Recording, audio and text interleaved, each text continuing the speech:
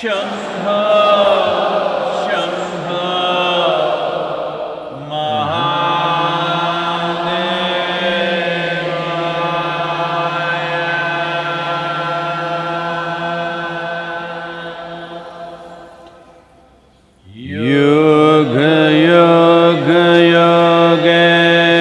योगेश्वराय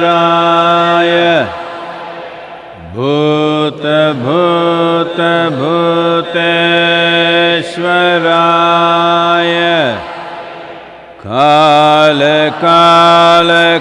कालेश्वराय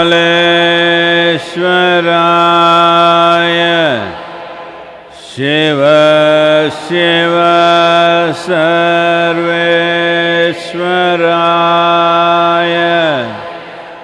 शम्भो शम्भो महादेवाय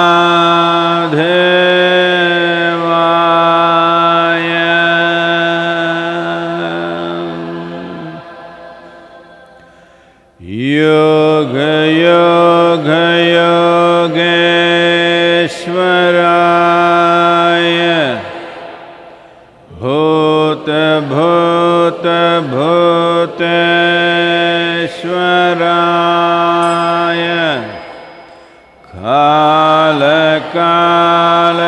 कालेश्वराय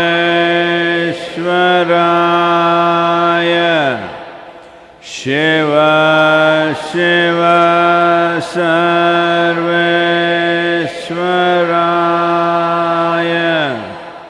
शम्भो शम्भो महादेवाय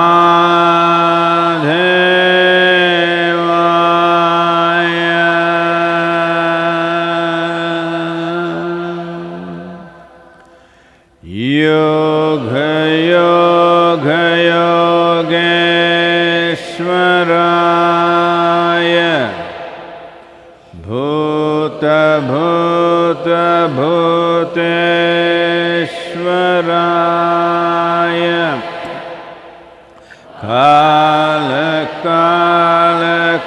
कालेश्वराय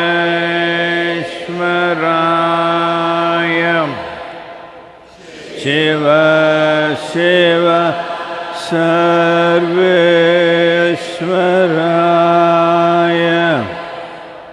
शम्भो शम्भो महादेवाय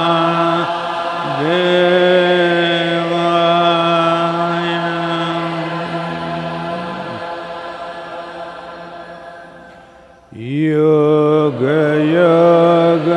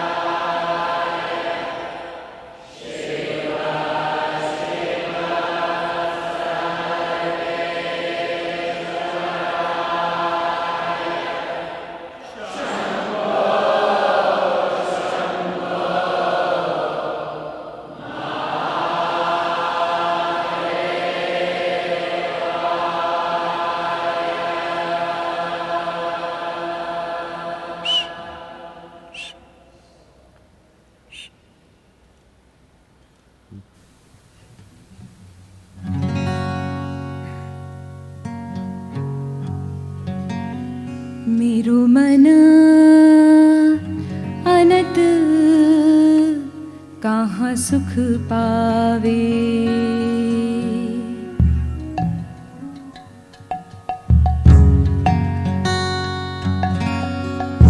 मेरो मन अनत कहाँ सुख पावे। मेरो मन अनत कहाँ सुख पावे।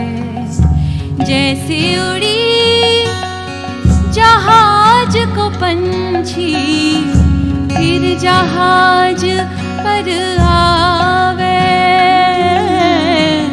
फिर जहाज पर आवे। मेरो मन अनत कहाँ सुख पावे।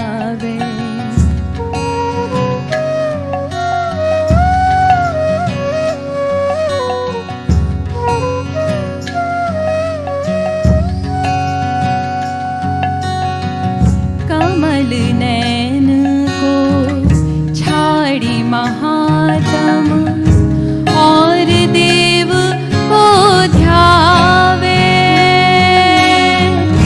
परम गंग को छाड़ी पियासो दुर्मति कूप खड़ावे,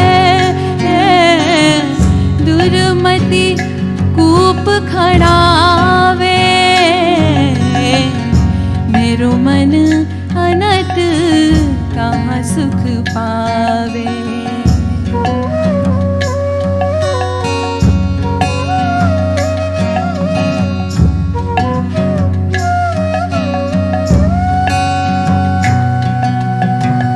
जेहि मधुकर अम्बुज रस चाख्यो, क्यों करील फल भावे।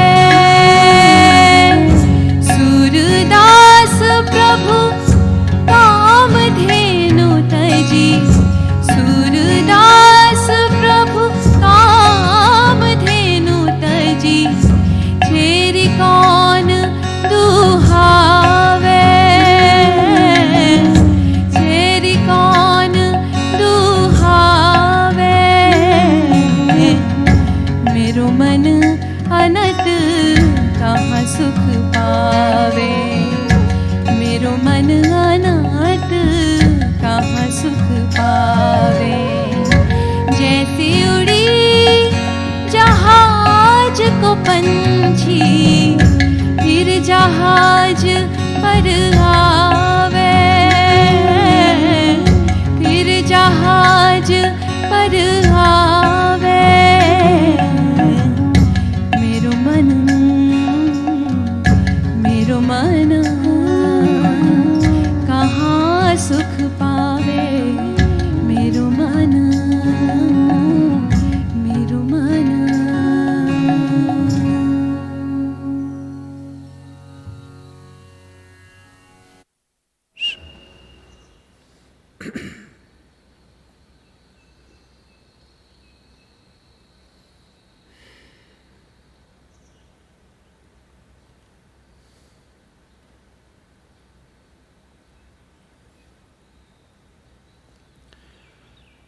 जननं सुखदं मरणं करुणं, मिलनं मधुरं,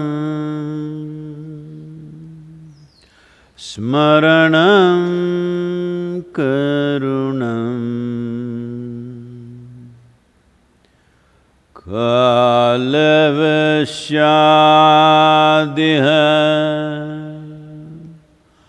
सकलं करुणं, समयाधिपते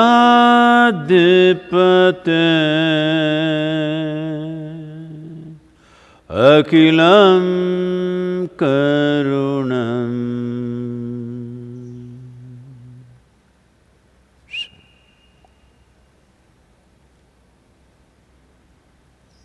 Namaskaram to everyone, wherever you are. So I hope you've been keeping well this 1 week. Because everybody's these days, the only news on the news channels is only virus, all conversations in the world are only virus, social media is full of virus. So I thought I'll talk about the human being a little bit. So a little poem for you It's called Human. Even when at home, I longed for home. Even when at home, I longed for home. Searing pain of longing for home strangely got cured in being homeless. Searing pain of longing for home strangely got cured in being homeless. When the walls of home dissolved, a pristine home, unwalled, unfettered and devoid of love, affection or companions blossomed. Shall I call it my being?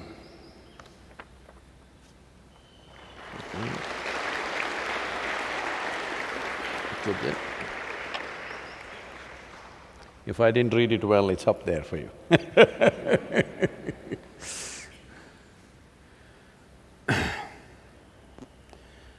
Well,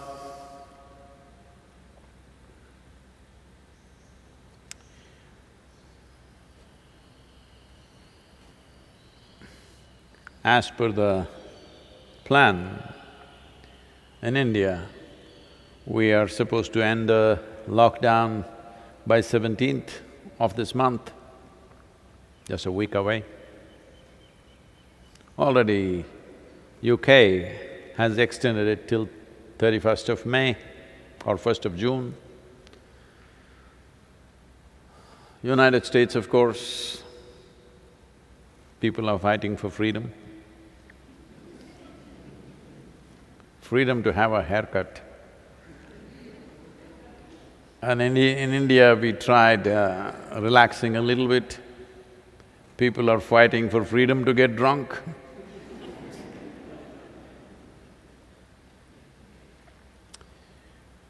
There were some hopes because certain scientific studies, we can say it's a study and also more of a kind of a scientific theory which talks about an arc gene or genome which could have played a profound influence on the growth of our brain and the development of who we are today many million years ago was largely instigated by a virus. But looking at the human behavior with partial relaxation, this virus doesn't seem to have worked like that. With a burst of new intelligence, it's not happened. Hopefully, the virus will mutate itself into that kind of a virus, that a higher level of brain power happens. Well, it is also noted that in the development of mammals, who are right now categorized as the highest level of evolution on the planet,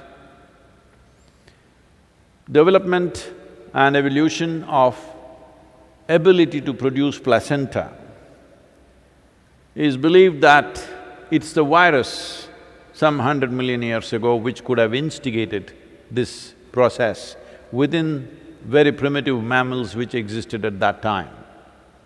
This is the basis of nutrients passing from mother to child and hence a full-grown child being… no, not full-grown in that sense, but a full-formed child being delivered, whether it is a human being or a cow or a dog or all these mammals, has become possible mainly because of development of placenta, and that could have been instigated or has been instigated by some virus 100 million years ago. So you don't know what treasures this virus is holding for you. Maybe your brain will develop or something else will happen, maybe you'll grow a horn. Because people are killing rhinoceros for a single horn, not even two. So if you grow your own horn, maybe the rhinoceros will have a party. In some way, we don't know what advantages will come out of it, but right now, this happened. Shankaran Pillai went to Mumbai because he got a job there, not now, pre-virus, before the virus era. And he got a job, he was working, but he had no place to stay, he's looking for an apartment. He just wants a one-bedroom apartment somewhere. Entire evenings into late night and early mornings, every day he went from place to place, wanting to find an apartment. It is not those days that you could type it out and somebody will deliver an apartment, you have to go physically looking for them. After a month of search, no apartment. Because he was sleeping on the beach, because there was no other place. Early morning he was walking on the beach and he saw a small vessel lying on the sand. He picked it up and just rubbed it with his hand. Lo, a genie popped out. Then Shankaran Pillai said, "Oh, a genie, you've come. Please get me an apartment in Mumbai." The genie said, "You bloody fool, if I could find an apartment for you, would I be living in this tiny little place?"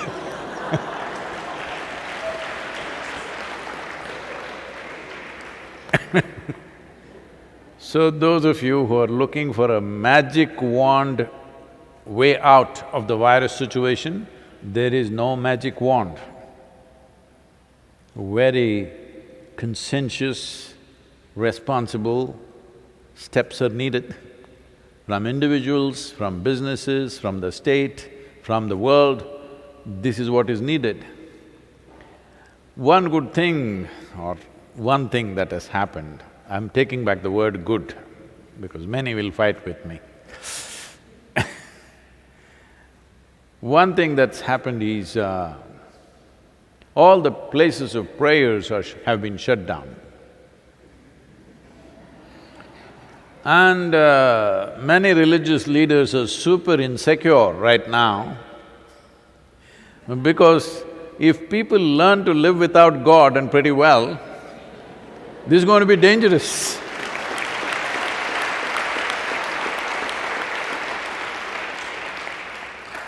This will be destruction of a major industry.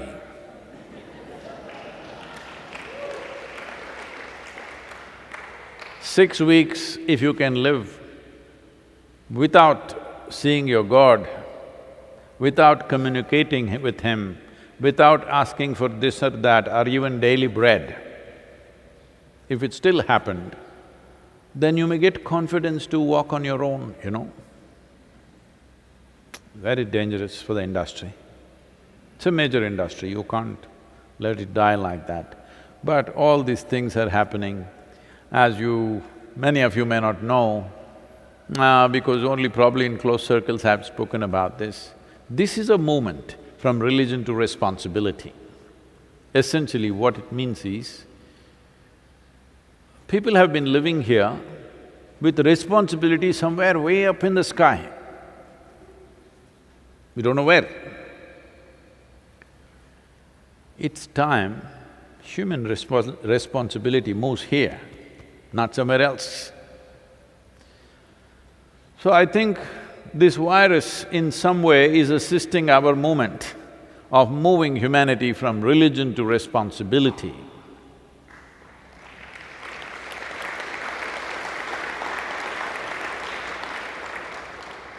If religion is propagating some aspects of spiritual process for individual people, that is fine. Because every religion at some point started as a spiritual movement and then got organized, got super-organized and it became something else altogether. So I'm sure in every religion there are elements of spiritual process. If those things are brought out, it's fine.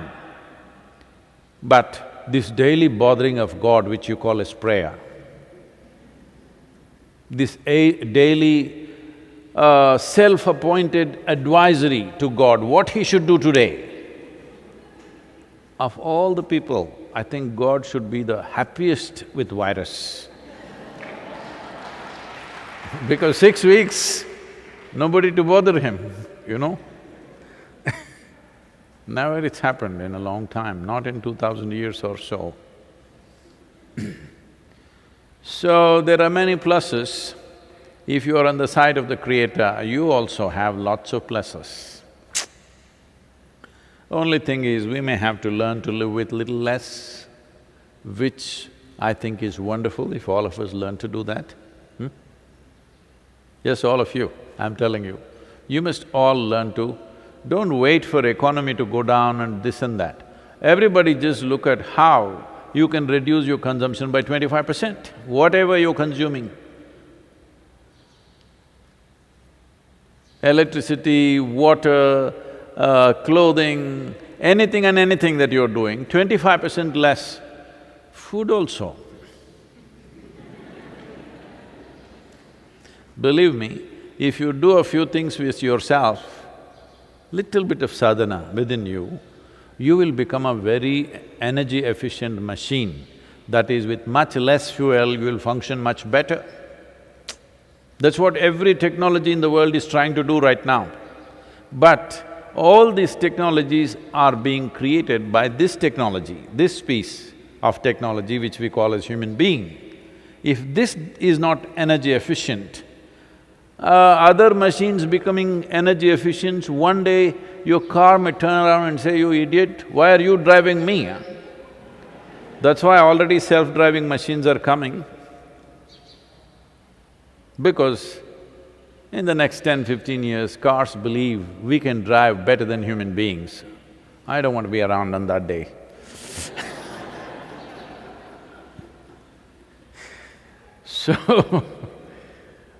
So the virus has many possibilities. If you reduce all the consumption that you're making in your life, 25% less, your brains will work very well. See, it's also there in the scientific studies that some millions of years ago, human brain started working because of this arc genome or whatever. So whether the genome comes or not, you spark, don't wait for the arc. You must spark to see that now this virus, a bloody little thing, huh? The world has… this happened many years ago. There was a wise man in Coimbatore city. When people were simply attacking us for nothing, they were talking about coming in truckloads and ripping our ashram down, yoga center down. It was easy to do that because we were just one big hut. We were just a thatch roof hut, so people planning, come, we will go there and rip it down. Why? I think even they did not know. But because they thought this arrogance of religion to responsibility, it's the worst kind of arrogance that they can think of. Because of that, suddenly people were sparking up in Coimbatore, wanting to do their own thing. So they said, "What is this? Everybody is becoming free, we can't let this happen." So when they were saying that, there was a wise old man who said, "Don't throw stones at this man, you don't know who he is. If you throw stones, he will build something out of it."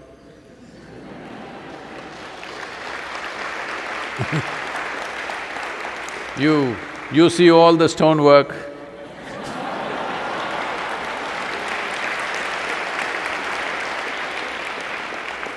I don't think any one modern building, when I say modern, that's been built in 21st century has this much stone, because lot of people have been throwing stones at us, so we thought we should make it all stone. Now they're throwing virus at me, the world is throwing virus at me. I've decided we'll go viral.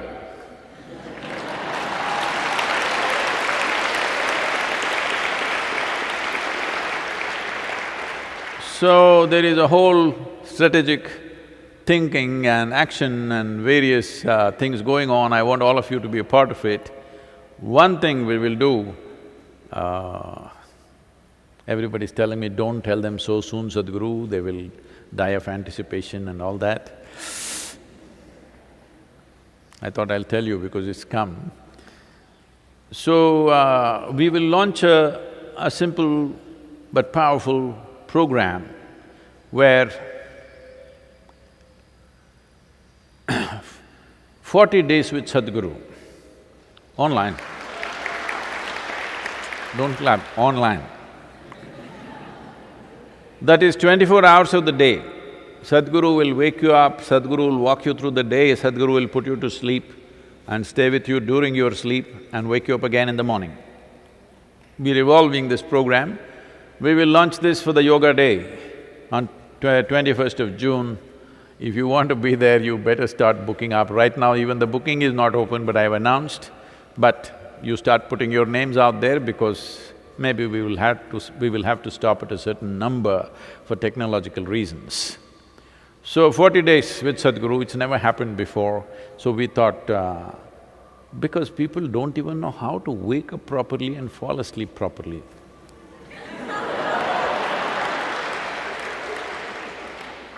There is a certain way. There is a certain way to start the engine of a vehicle. If you do it the wrong way, it will not function the same way. One who knows what it is, does it in certain ways. Others simply boom, they will do, and their machines are like that only. So, it is important how you start this machine in the morning and how you put it to rest. You want to turn off your computer, there is a process, isn't it? Simply put off the switch in the wall. Tomorrow morning, when you want to work again, it has lots of troubles. The same with this. How to turn it down, how to bring it back, there is a way, and how to walk it through the day. So, 40 days, 24 hours with Sadhguru, all right?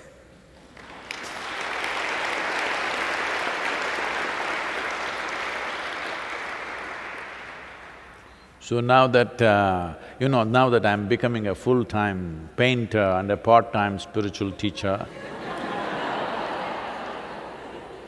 we thought we'll show you some things.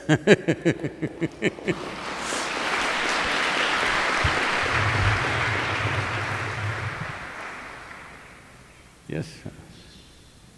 Which is that one? First one? Okay, let me see it here.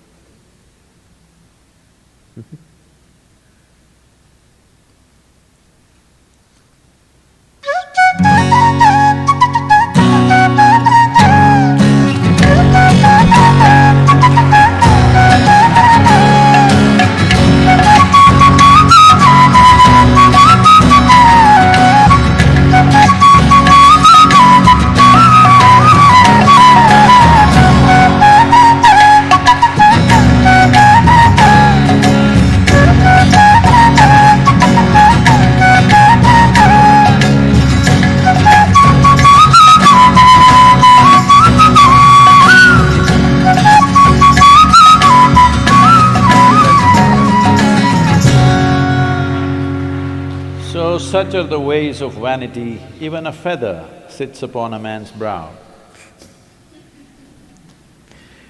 How many silly ways a human being is trying to enhance himself when everything in this world is telling you, you are the highest possible piece of life on this planet.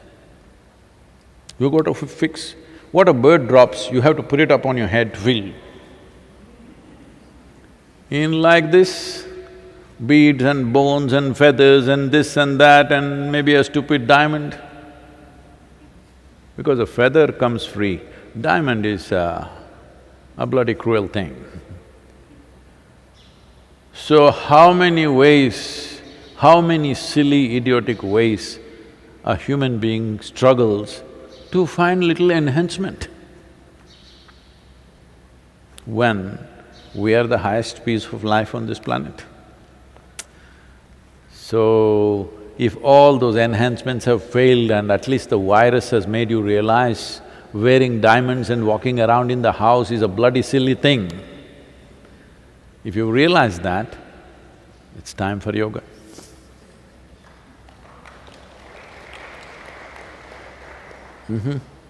Questions? Namaskaram, Sadhguru. When someone is ill and on the verge of death, is that the time to give comfort and solace or talk about death and prepare them for it? Oh. See, when someone is ill, and if that someone has unfortunately never truly realized life is mortal and they have not prepared for it in any way within themselves, at that time you tell them you're going to die now, it's going to be terrible. Well, when someone becomes ill, in many ways, they become helpless. In that helplessness, they become like a little child or they become like little children. You love the child so much, there are two aspects to it. One is he or she is small and cute. Another is, they're helpless, you like it. Yes, yes. If you have a husband or a wife who is super efficient about everything they need, they can do it themselves, no, you will not like that person. You will need somebody who doesn't know how to find his socks. You will curse, but you like it because you know these are the controls you have over life. I've seen, women talking about, my husband cannot even find his toothbrush in the morning, but they're very proud of it. Because when he's so helpless, without me he cannot live. That's the thing. Because all relationships are need-based relationships, societies have evolved like this. So suddenly telling them you're going to die may not be a great idea. In this country, it was made a very significant thing, people have kind of all dissipated this fundamental wisdom. It was very important to have a son. Not because of gender discrimination, because the nature and the format of the society was such, if you had daughters, at a certain age they will go away. So even if they are 10 or 25 kilometers away from you, in a nearby village, well, she is either pregnant or she has a young child or she has responsibilities of that house that she's gone to, and 25 kilometers she has to walk and come, there is no transportation, so most probably if you're dying, she won't come. This is always the case. Once again, we've gone to the same place now because most people, their children are in some other country, in some other faraway place that they cannot come, or it's because of virus they cannot come. So because of this, having a son was very important because one fundamental duty which was very well established in this society, unfortunately forgotten today, is the moment a parent becomes to a place where the man gets married, the son gets married, the moment that happens, it is one of the duties of the son is to take the parents on yatra, to the pilgrim places. This is not tourism. This is to remind them that they are mortal, their time is rapidly coming, this is the time to invest in their inner well-being. Recently, there was one video which has gone viral around the country, a man carrying his old mother. You seen that video? Because this guy was very ill when he was young and everybody thought he will die. But his mother did not give up and she prayed to some god so intensely, and without any medication, this guy bounced back. So since then, he's been wanting to take his mother, which is her dream, to go to pilgrim places in the country. Now being a poor man, he didn't have money, he just put a bamboo thing, one side some things that he needs, clothes, this and that, another side his mother, and he's carrying her and walking from all the places to places wherever she had wished to go across the country, carrying his mother and another equal amount of load at the back and walking. This video has just gone crazy all over the country. Because this was the fundamental duty. Before they become incapable of walking and doing things, a son must take them to pilgrim places. Pilgrim places not for tourism purposes, but to remind them that they need to turn inward. Well, that is gone completely out of our thing. We are all thinking even if you're 70 or 80, you must be going to the cinema, you must be going to the party, you must be doing this, you must be doing that. Because this whole thing has come to us from the West, even if you're 80, you must behave like you're 18. Now also you must be on the dating app. Yes, they are, unfortunately. So, suddenly telling them may not be a good idea. This is something only you can judge based on an individual person. There is no common prescription, but it is important before they become ill, this must be brought forth to them. They should not go with this ignorance that they are going to live forever. So, they will get engaged with their children to some extent, then their own careers and jobs and whatever, they're retired, now they're getting old. Now they are desperate grandchildren, where are the grandchildren? How come you love those children who are not yet born so much? When you have no care or concern for children who are on the street, how come you have so much love for children who don't exist? Because you want to get engaged with life once again, as if it's a new beginning. Because it'll give you a new lease of life, another level of involvement, another level of illusion about things will go on forever. So if all those things are not there, people will get frustrated, they will lose their minds, all these things will happen unfortunately. So whether you should tell them or not, if they are ill and moving towards their time, maybe not in so many words, but you must create an atmosphere that it comes home to them. Otherwise, you're doing a great injustice.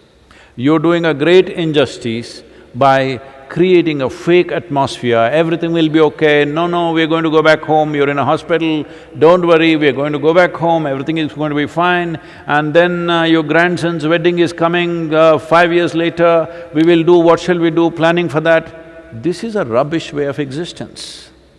It is very important for every human being that when we are approaching the closure of our time, we approach it in a sensible and conscious way, as far as possible.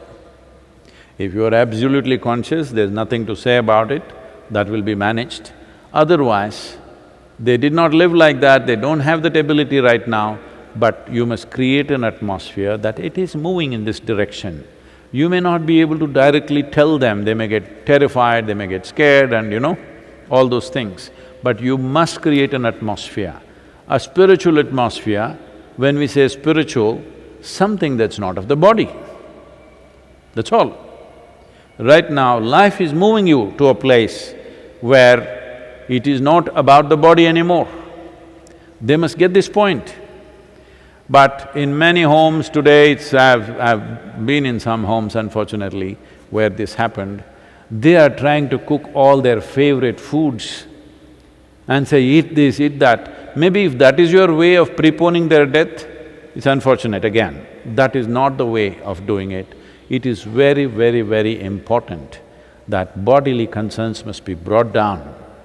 Of food, of this and comfort and clothing, you must bring it down and make it very clear to them, if not by words, by setting up an atmosphere, that our time is coming. It'll come to all of us. When it comes to this person, it is important the necessary atmosphere is provided and the whole family or whoever else is there creates that ambience of not pulling them into this and that, but allowing them to move in that direction. There are many simple things one can do. I think in the death book we have handled this elaborately, but simple things you can do is just an oil lamp, a vegetable oil lamp or a ghee lamp. Oil lamp is better, vegetable oil lamp is better. A lamp, some simple chant or something which reminds you that it's not about the body. If this much reminder is there is enough wisdom in life to latch on to that. But if you not said a word till now, somebody is not oriented at all in this direction, suddenly you go tell them you're going to die, that could be very cruel and it could unnecessarily create a disturbance which is not necessary for that person. So, how it needs to be done is important, everybody… See, don't try to create a situation of normalcy around that person. Everybody bounding around, children coming and saying, "Grandma, grandpa, I love you, everything is great." Don't create that. Even if children are there, if they come in, they must come in slowly and just be like that. They must understand situations are changing. If you do not even create that, you put on a cinema, you do this, you cook all their favorite foods, you're bouncing around them to make them feel everything is great, this is not the way. It's important. There is nothing wrong with death. It is just a part of our existence. It is just the way we conduct it. It's very important. This is a fundamental duty of the children towards their parents, that when their time comes, they will live well.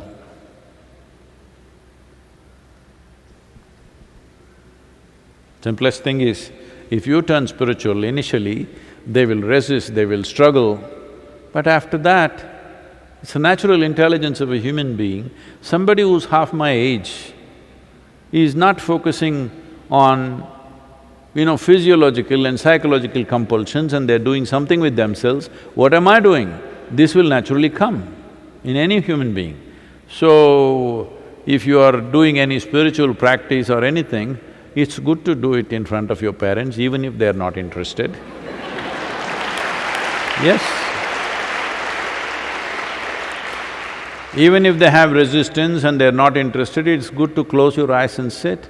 Slowly it will dawn on them, because there is a profound intelligence within this which knows that this is not forever. It is in the body. Unfortunately, it's not gotten into the head. Next question is from Anand Bhushan from Patna. Namaskaram Sadhguru. India's farmers are already poor and struggling. Now with the virus situation, lakhs of migrants are going back to their villages. Won't this further put stress on the farmers and the farmland and lead to greater poverty? Is there any solution to this? Well, hope this migrant movement is a temporary movement. Only concern is, if this had happened at the beginning of the lockdown, if we had engineered and organized this at the beginning of the lockdown and 6 weeks of stay in the village and they had come back, now it would be good to start all the industry and business. But now it is happening at the end of the lockdown. This is not very good.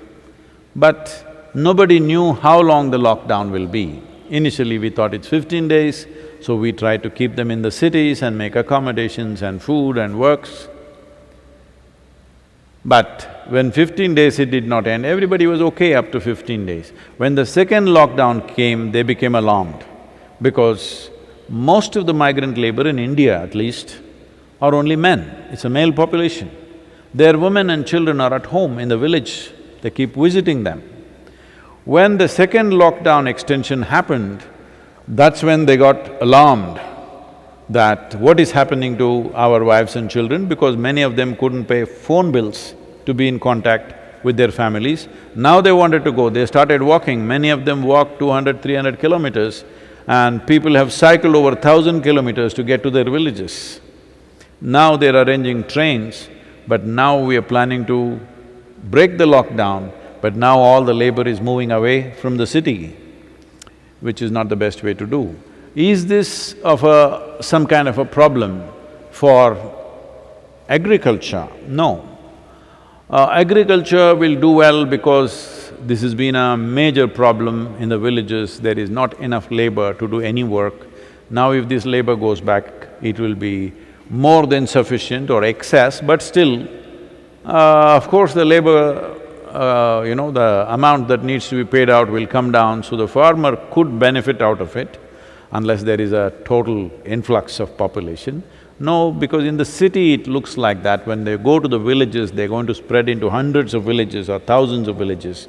So, this migrant labor which looks like a huge force in the city, when it goes into the hinterlands of India, they will spread out into thousands of villages. I don't think there'll be such a big influx except maybe a few villages in northern India. So, that is not going to be a problem for agriculture, but that's going to be a problem for various businesses, households and industry, and above all construction industry, which mainly depends on migrant labor. So, there are a lot of challenges out here. It is not a simple situation, it's a never-before kind of situation.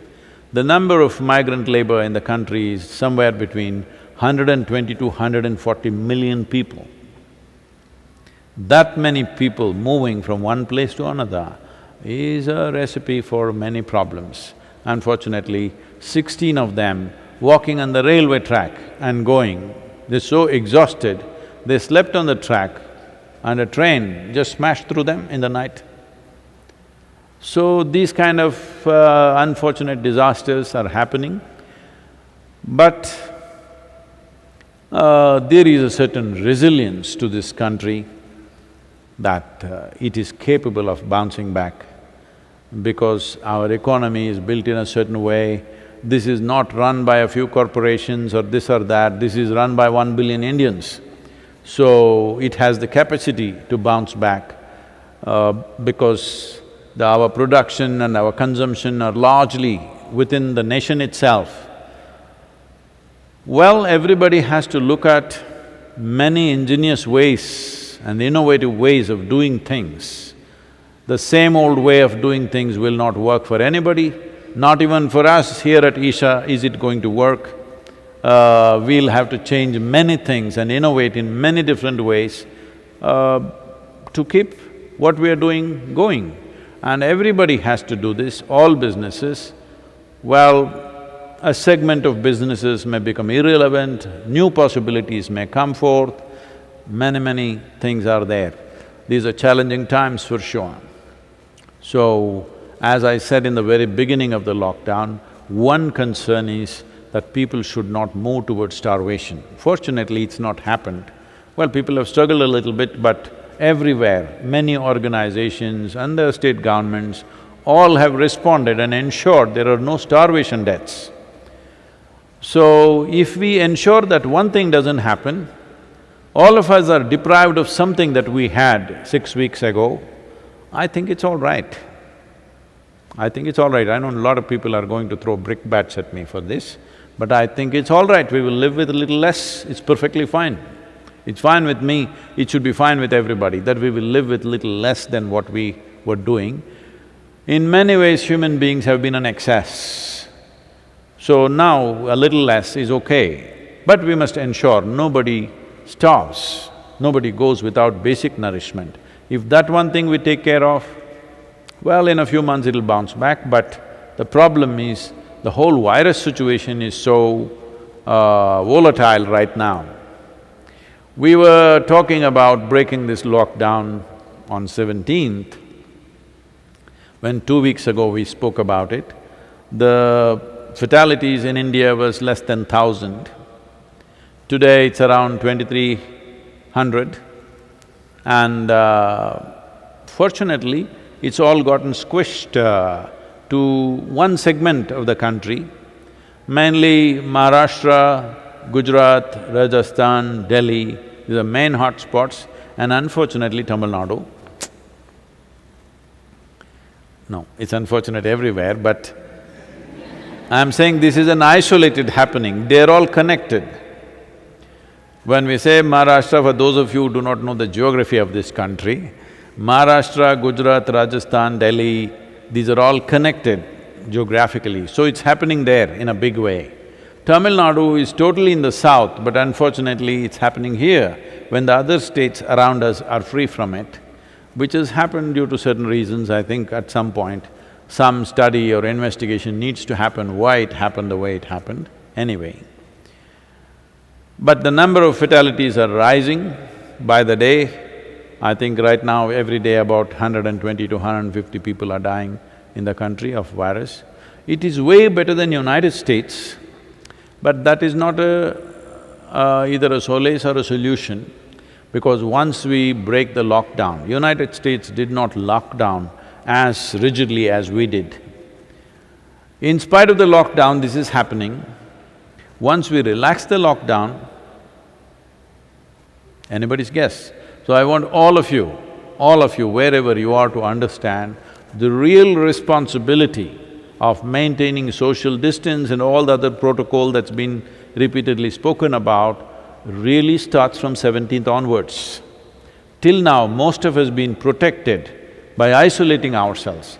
Now when we have to step out and other people start coming and going, this is when the real challenge happens. This is when really how responsible and sensible we are matters. After the lockdown is over, when the economic process begins, well, will it go out of control or what will happen? We have to see. One pluses and minuses of this is, well, there is always… people are comparing this to Spanish flu, which happened in 1919, which killed over 50 million people. 12 to 17 million people died in India alone. Spanish flu, why did it come to India? It did not start in Spain, it got the name because post-World War I, there was so much transaction from that place and it burst out there, then it spread all over the place. But we don't have to compare this to Spanish flu because Spanish flu largely killed people between 20 and 40 years of age. This is killing people who are generally over 65, 70 years of age or other vulnerable population with certain inherent problems in their system. And another thing is, the minus point of this one is, it doesn't kill as quickly as Spanish flu, but there is asymptomatic transmission in this. With Spanish flu, the moment you got it, we would know you got it, nobody would come near you. But at that time, we didn't have any antibiotics. Now we have variety of medicines, even if we get infected, there's a way to deal with that. So we are not looking at that level of fatalities in the world. But to what extent our activities will be crippled, that is the thing. Well, there is a whole lot of people who are saying, scientific language is being thrown around by all kinds of people, saying that we will develop herd immunity. See, to develop herd immunity, about 60 to 70% of the population should get infected.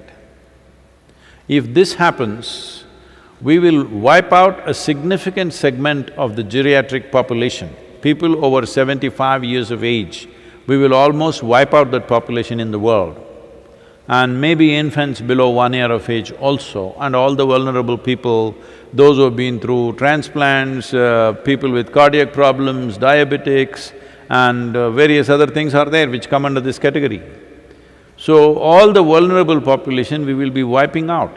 So, herd immunity is not really a solution that way, because that means we are deciding. The very word herd is something I can't take when you refer to the human beings. Herd immunity, you talk about this in animals, the same thing we are talking about it, about human beings, because the viruses come from animals right now and this whole thing, but it will wipe out the vulnerable population if you are looking at 70% infection around the world. So how to stop it? Nobody has a clue. Only thing is, we have some ideas about how to slow it down. And the best thing you can do is how to enhance the immunity in your system. We can give you a protocol how to maintain this in the ashram. In the next 3 days, we will put out things as to how to enhance your immunity beyond what it is right now, because from 17th onwards, people from outside may start coming in, transactions will happen, we'll keep it to the minimum, but still it's inevitable, we can't be closed down forever. This is true everywhere. So, it is important, a few simple things… do I have that sheet? Okay. One thing is strict maintenance of social distancing, this must become your religion. Okay? That is if you're religious, I'm saying. Otherwise, this must become your sadhana. Well, in the yoga center, everybody is popping the neem ball in the morning, neem and turmeric. So in next 2 days, the green ball will disappear, only the turmeric ball will be there, but there will be neem leaves. So before you go for your morning sadhana, you must take 8 to 12 leaves and put it in your mouth, chew it and keep it in your mouth. It's very important it's in your mouth. It's most effective when it's in your mouth region. So you must keep it in your mouth, chew it for 1 to 2 hours, let it be there, don't wash it up, don't drink it down, let it just be there in the mouth, do your sadhana with that. Wherever you are… Arey, what?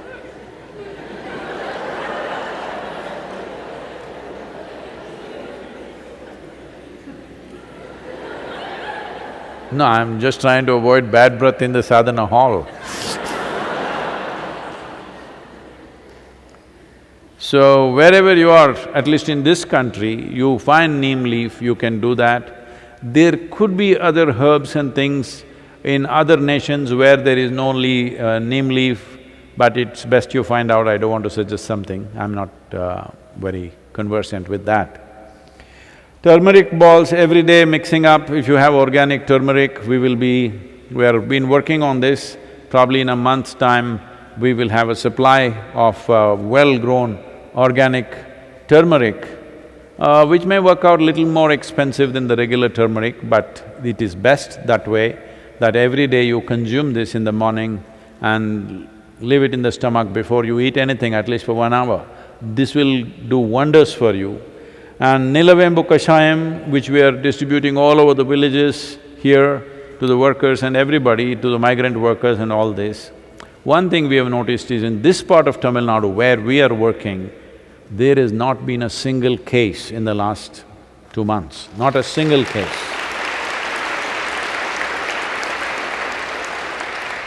One thing is effective social distance policing by us and the authorities, and Nilavembu Kashayam and a few other things we are doing. So if you maintain these protocols, very easily you can enhance your immune system because ultimately that's the only way you have. Another thing is, this is the Amla season, that is the Nallikai for Kannada people, the better Nallikai. So right now the season is on, not those huge, golf ball kind of Amla, that is all hybrid Amla, that is also okay if you don't find anything else. But otherwise, what grows in the hills is only this size. You just smash one amla and put a little salt on it and just chew it. You must keep it in your mouth and it's most effective once again in your mouth. It must be just in your mouth for 1 or 2 hours. These simple things will greatly enhance your immune system, and to drink hot water about 4 to 5 times a day, just plain hot water, or you can put a little bit of coriander or mint, or you can add a pinch of turmeric or even little lime juice and drink that regularly. And well, in your living spaces, walking spaces, places that you're using, spraying of Lysol, don't drink it, don't inject it.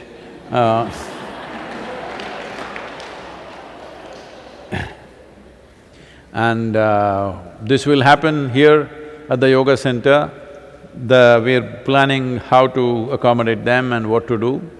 This may sound a little bit of discomfort for many of you, but you have to do this. The vulnerable population in the ashram will be separated from the younger population. It is very important this is done because what may be perfectly fine for a young person, another person could be fatal. It could be fatal for the other person. So we want to separate the vulnerable population. This work is going on. You must do this in your homes also. If there are people beyond a certain age or they have some other ailment which makes them vulnerable, it's important that you clearly separate yourself from them. How long? We don't know. Nobody knows. It's anybody's guess. Right now, if you look at the Spanish flu, the way it happened, it started in the month of January, it took a certain toll, but the second wave happened in the month of August, September. That is when it took the maximum number of people. So, certain doctors and scientists are expecting a second wave will happen between October and December in most nations. Whether it'll happen in India or not, or it'll happen across India because the weather conditions are very different from place to place here in this country.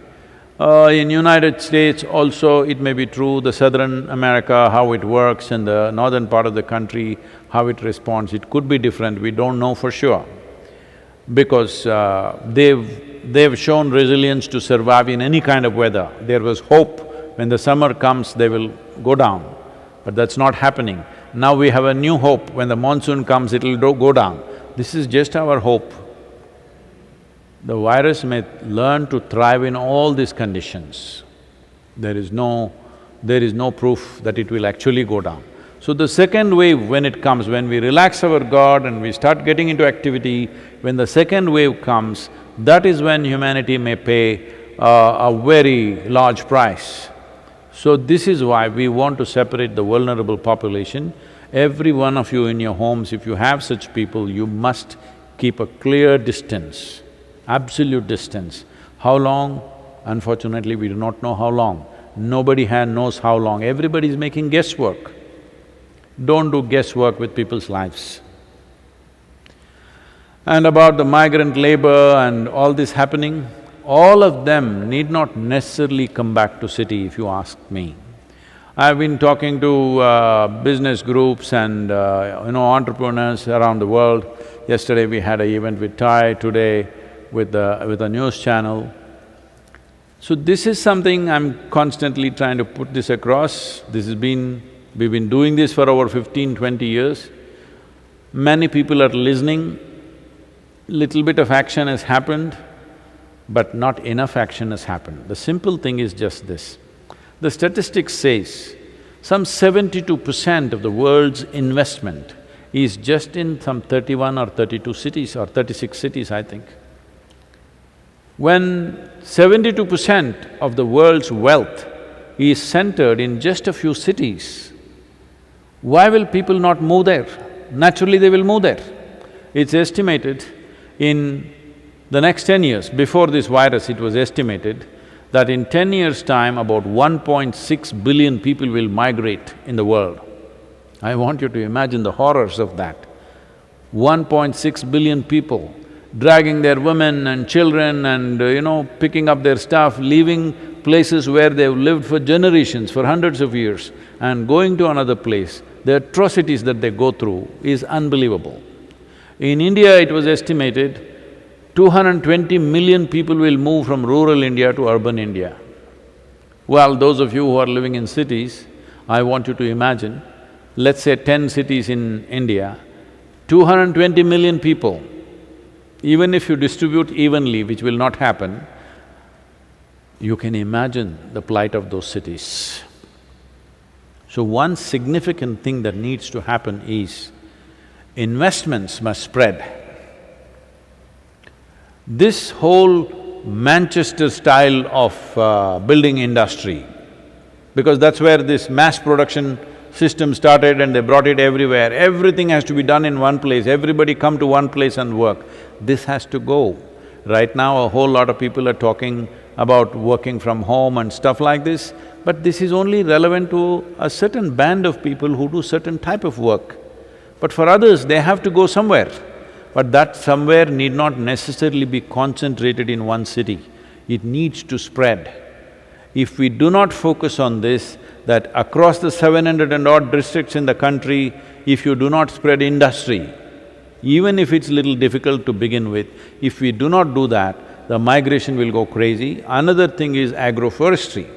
Agroforestry is a sure way of stopping migration, because one reason why migrants move is whenever there is a drought in agricultural lands, it happens every 5–6 years or 8 years, there'll be one big drought. When that happens, waves of migrations will happen. People will leave their land and go to the city and they'll never come back.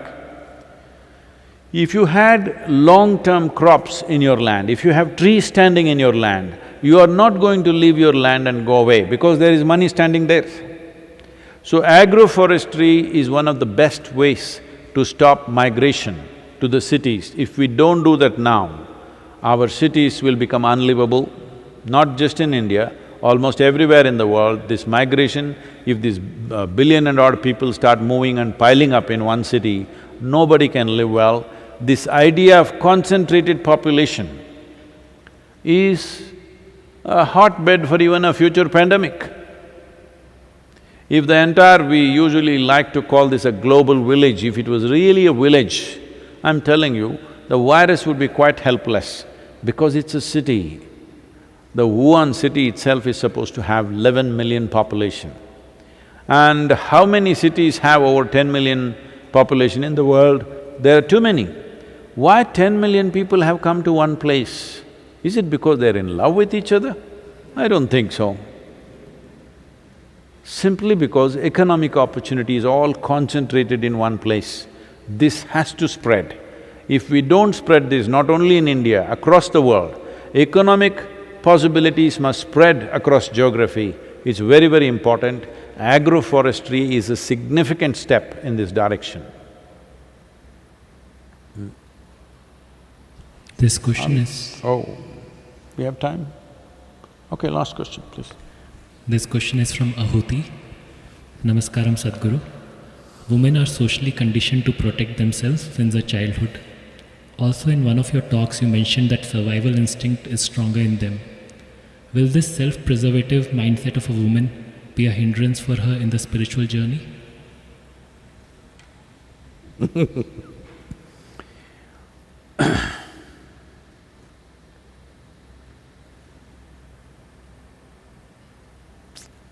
This happened in Alandurai. For those of you who do not know, Alandurai is a village just about 12 kilometers from here, where we are. Actually, it is named after an Englishman who was a hunter in this region, an elephant hunter. His name is Alan.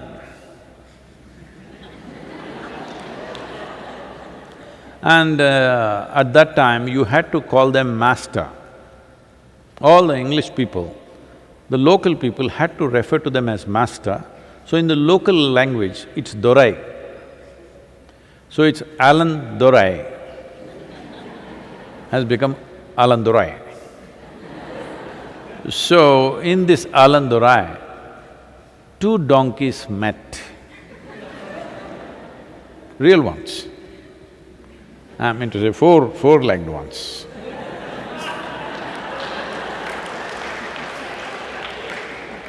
In case you're thinking I'm being nasty, no. Real donkeys, they met. One was very well-fed and doing well. Another one came and he was emaciated and looking quite pathetic. Then they got to talking and inquiring about each other. They have no virus concerns, so they're talking about their own life. So one asked the other, "Why are you stuck in this job with your owner? See, I escaped from my master, I am my own, I go and eat what I want. See how I am, look at you, a pathetic creature." Then the other donkey said, "Yes, my master is a cruel man, he hardly gives me any food, he beats me, he abuses me, uses all kinds of bad words, he even abuses my mother." It's a common habit, you know. Then the well-to-do donkey said, "Why? Why are you with this guy? Why don't you just come? Come with me, let's go away." He said, "See, he also has a young daughter. He also abuses her similarly. He doesn't spare her mother either. And he also beats her with the same stick with which he beats me. And he keeps threatening her, if you don't behave, one day I will get you married to this donkey." So, my job has better prospects.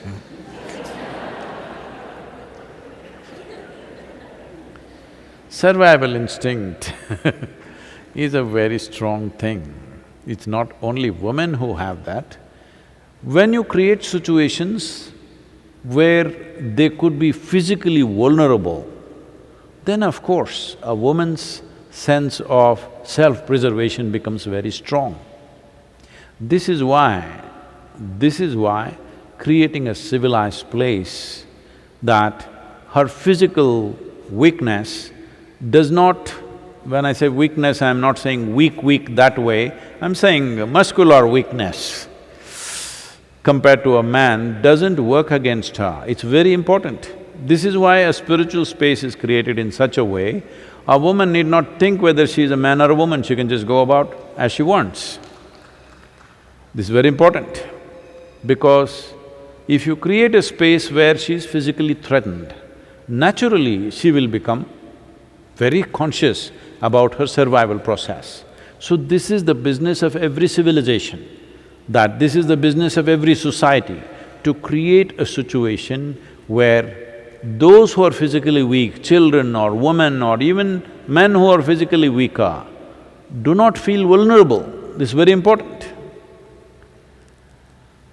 Well, a whole lot of men who are also only office-going people, if they see those muscular goons who are hanging around in the street corner, they will also feel… all spirituality will go out of them. They will also feel the survival instinct will come up, because this is natural for everybody. But because a woman is vulnerable in many different ways, because of that, it is absolutely important to create societies where there is no physical threat to her existence or her basic dignity. If this is taken care of, well, survival instinct functions the same way in everybody.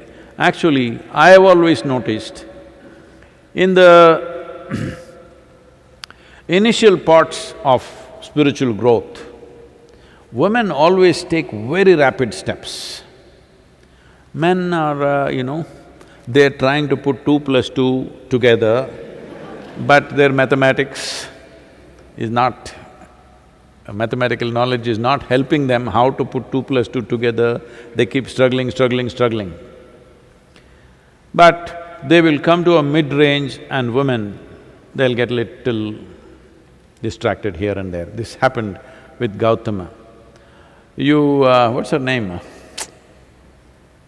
It's a beautiful name.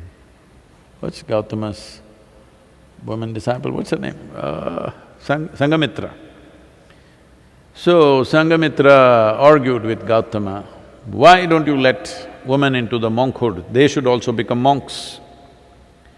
Gautama is, he's not on the social media, he was not. He's unconcerned about other people's opinions. So he said, see, if I have only male monks, this order will live for 2500 years. That's what I'm planning. We've reached 2500 years now, still alive. But if I allow women, it will die in 500 years. So she asked, why is that? Then he said, if only male monks are here, you can always have them attracted towards the Buddhahood, that means a quality. But if you allow the female here, initially she will go for the Buddhahood, then she will want to go for the Buddha. So to make her cross that middle step, it's a bit of hard work. But if she crosses that, then when it comes to a sense of abandon, a woman has a larger sense of abandon than a man. It takes much more for a man to come to a sense of abandon, because when he comes to that place, his sense of self-preservation is stronger than a female thing. The moment the woman feels well protected, she easily comes to a sense of abandon.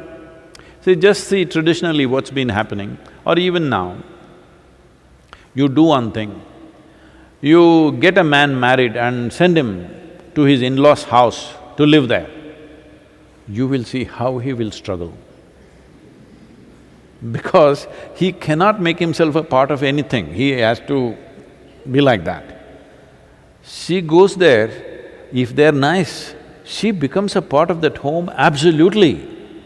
More a part of that home than the people who are living there till now. Yes, she will.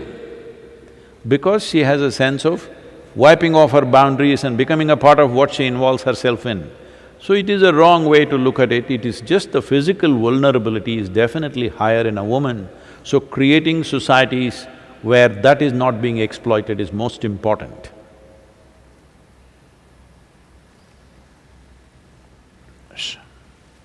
It is because of this physical vulnerability, this whole all kinds of humor around in the world going on about how a woman will always lie about her age and things like that.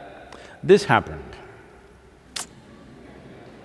I think it's time we create a female version of Shankaran Pillai.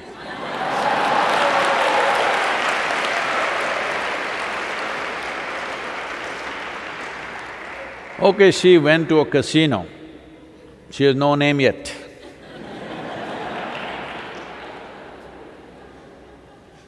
She went to a casino and she kept on in the roulette, she kept on losing. Then the guy who was running the thing, he said, "I've seen this work many times, why don't you bet your age?"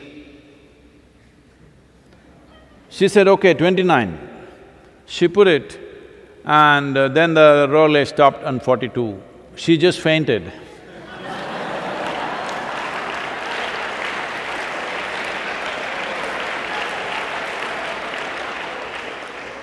Because age is vulnerability, physical vulnerability, that's why.